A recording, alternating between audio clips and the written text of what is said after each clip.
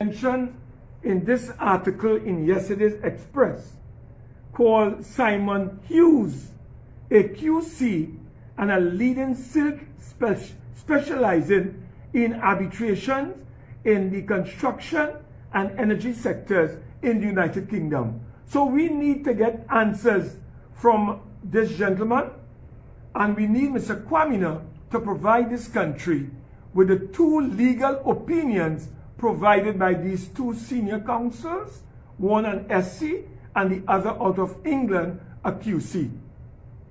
Members of the media, this government is known for dropping cases against their friends to the detriment of taxpayers. Never forget the Malcolm Jones saga that made it all the way to the Privy Council. We are told about a high-level management team that advised the board on the terms of settlement. We would like to know, and we ask the chairman of the Trinidad Petroleum Holdings Company Limited, who are the members of this management team?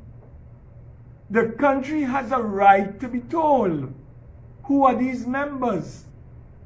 Did the government grant these directors an indemnity as they did with the NGC directors?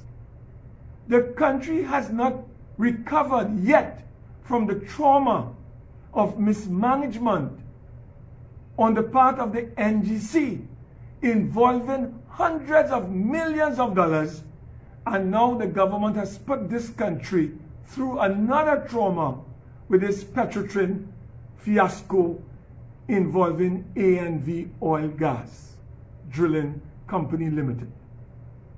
This is a pattern of conduct. With this government. It is not only mismanagement at the cabinet level, but that disease has now spread to the mismanagement of state boards, ladies and gentlemen. This is a kind of mismanagement that pervades the state boards, and now they wish to establish a revenue authority to put more political appointees to further mismanage the country's business. Members of the media, the PNM clearly cannot manage our country's affairs in a transparent and forthright manner. This is incompetence at its highest, and it has spread to not only, as I said earlier, to the Police Service Commission, but it has spread to the EBC, it has spread to the Office of the Commissioner of Police, and it has spread to many other institutions in the country. So insofar as this matter of the A and V matter is concerned, we are calling on the government and the board of Petrotrin and the Trinidad Petroleum Holdings Company Limited to make available to this country the legal opinions of these two senior counsel and queen counsel. And we are also asking the board of directors to make available to this country the name of those senior management personnel who made up this team that engaged in the terms of settlement that led to the final agreement between Petrotrin and ANV Oil. So I'll pause at this time and invite any questions that the media may wish to now seek clarification on. Senator Mark, we'll start with this last issue. Is the UNC prepared to go all the way, even to the courts, to demand the letter from the legal advice from the two attorneys and the management who settled the ANV drilling? We are prepared to call on the board of directors of Petrotrin and Trinidad Petroleum Holdings Limited as a matter of care and in the interest of public accountability, transparency, and good governance to make those legal opinions available to this country.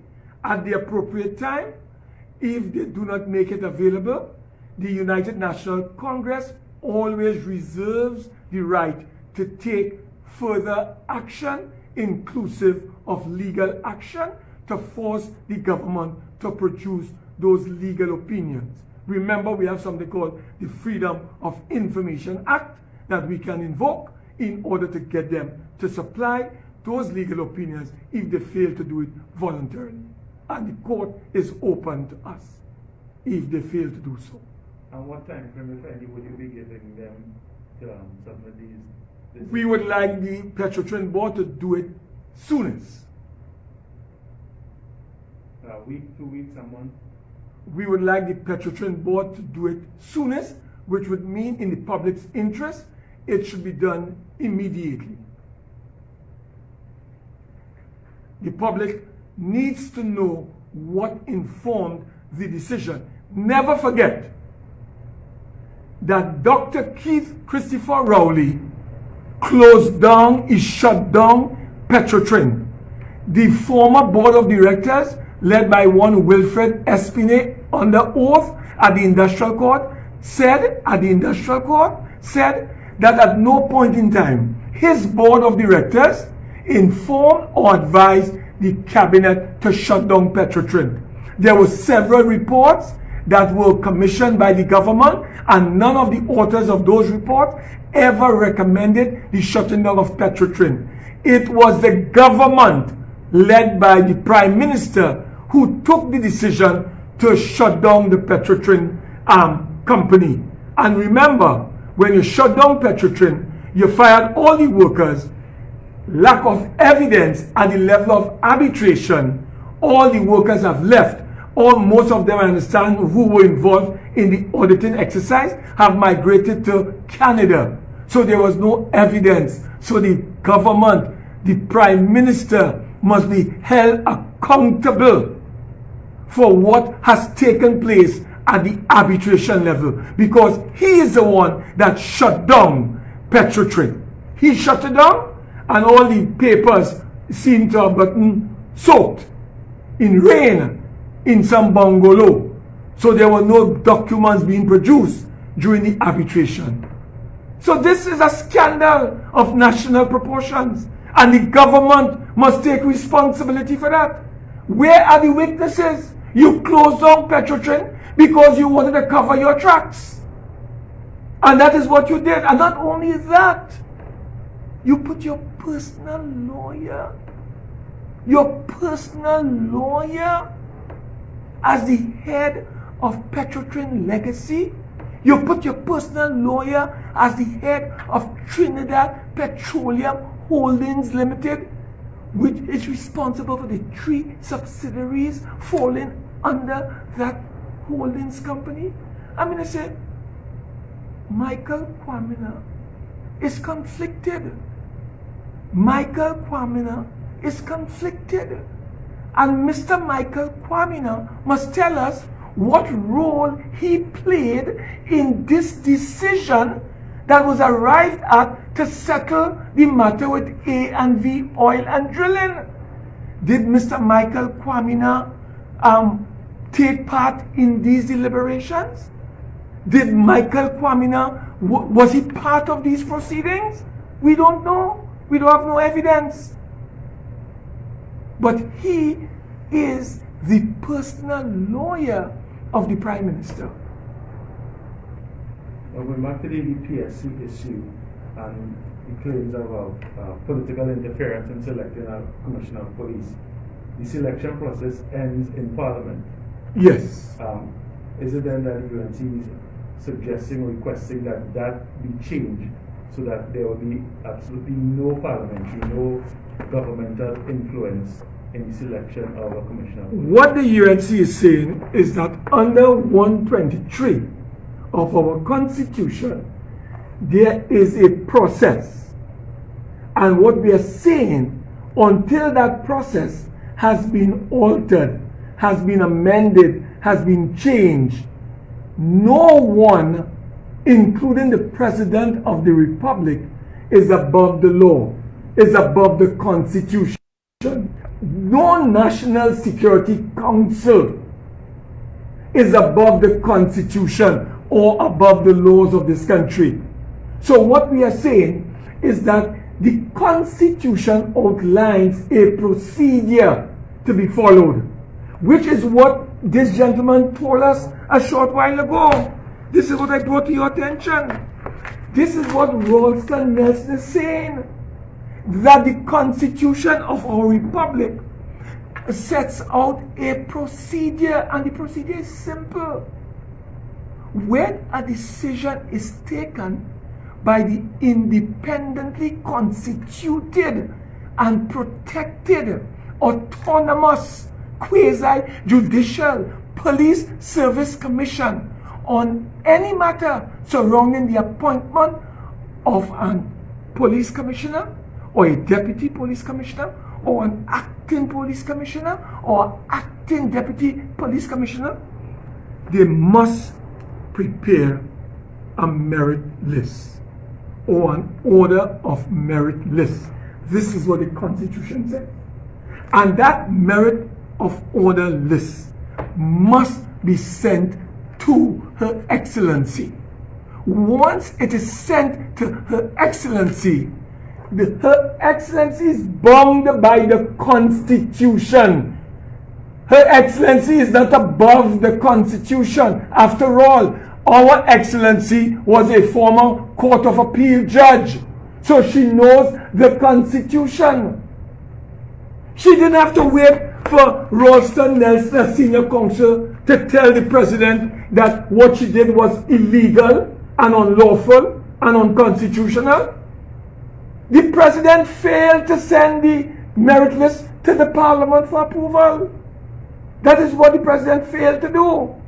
And that is unlawful. That is illegal. That is unconstitutional. And the president owes the country an explanation for this faux pas. This is a fiasco. This is a mess. So the president, with the greatest of respect, I have the greatest respect for the president. I cast no aspersions on the office of the president. But I, as a member of this glorious party, and we in the UNC, believe in the rule of law.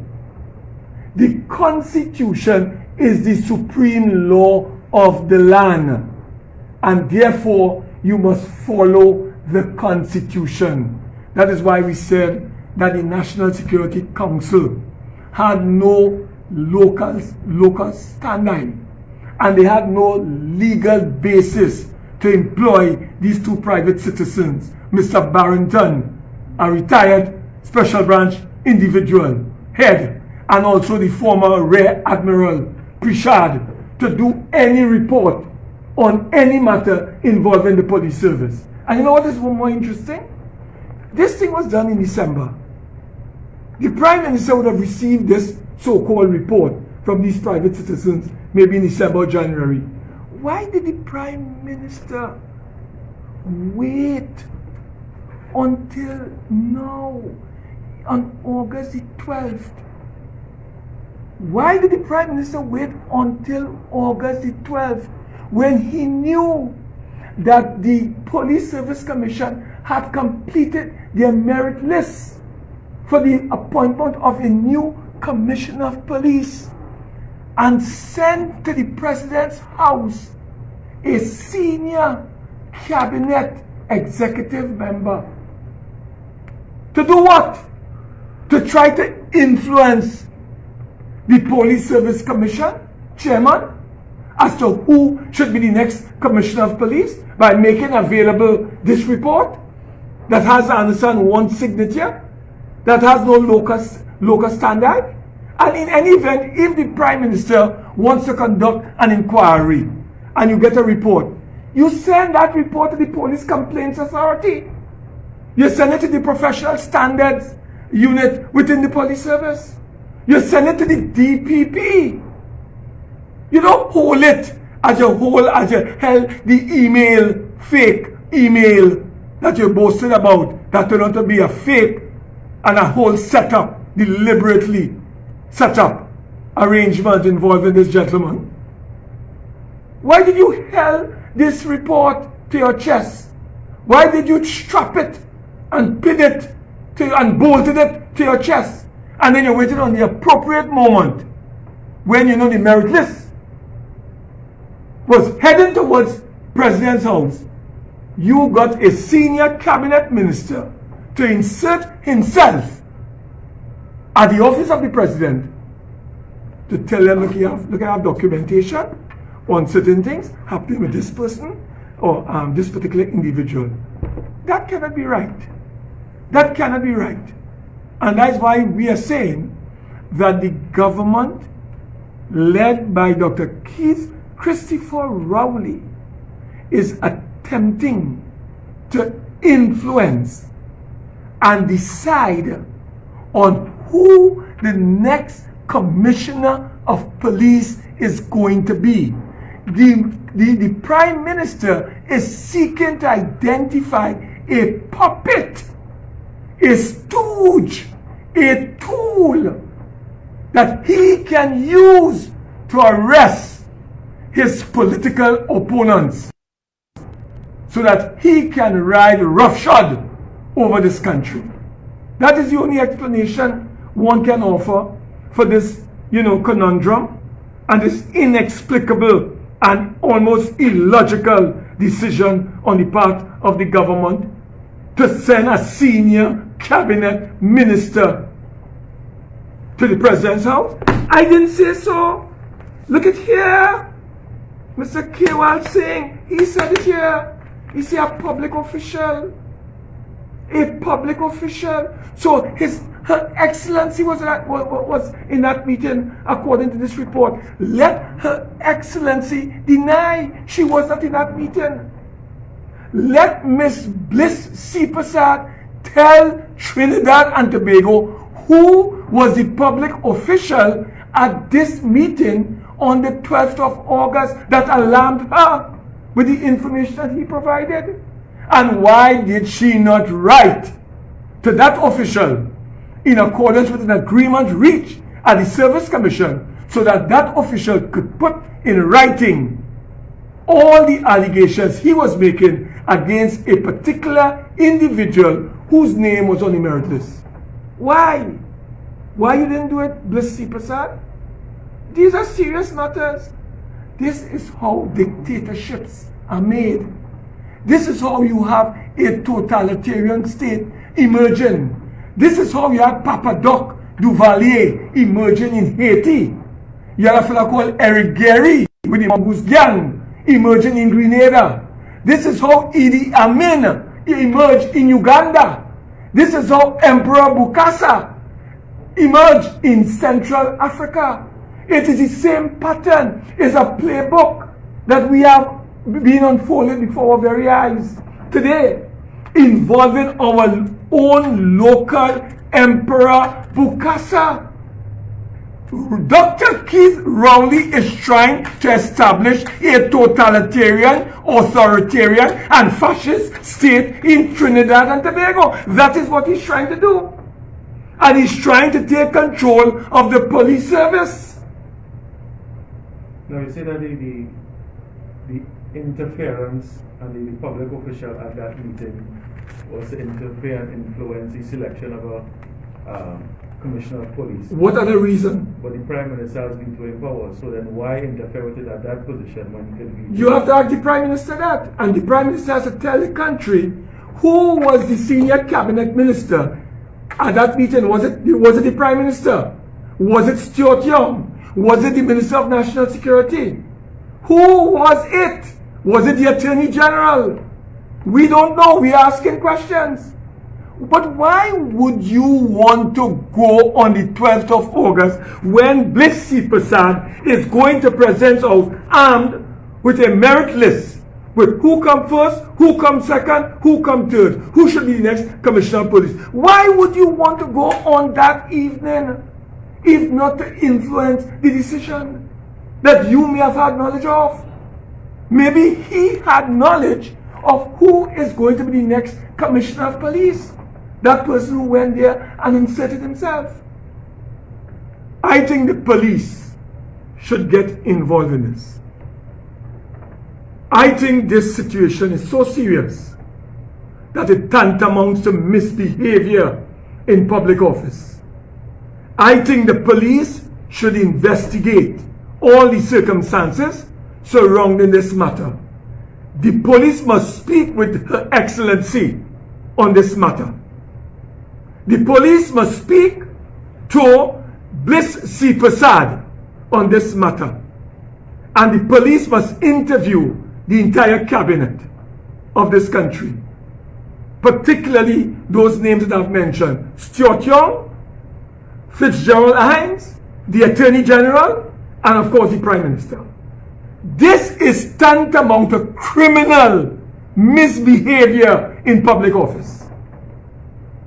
Now, we are not casting any. I am not casting aspersion, but I'm saying from my reading of the reality that is before me, I believe that there are grounds available for the police intervention in this matter. This is a serious matter.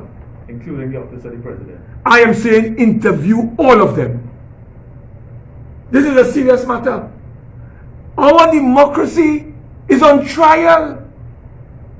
Our democracy is on trial. We are at the edge of the abyss. With one push, we go over the totalitarian cliff. And we are into a dictatorship. We must stop the dictator now.